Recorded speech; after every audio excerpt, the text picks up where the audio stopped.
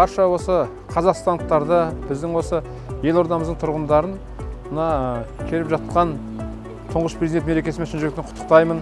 Енді биыл тәуелсіздігіміздің 30 жылдығы, осы 30 жылдыққа тұңғыш президенттің тікелей қатысы бар. Сол кісінің басқаруымен осы 30 жыл көлемінде біздің Қазақстан әлемге танылса, экономикамыз алға жылжыса, саясатта сарабдал деңгейге жетсек, немесе басқа да салаларда биікке жетіп жатсақ, осының барлығына президенттің тікелей қатысы бар деп ойлаймын.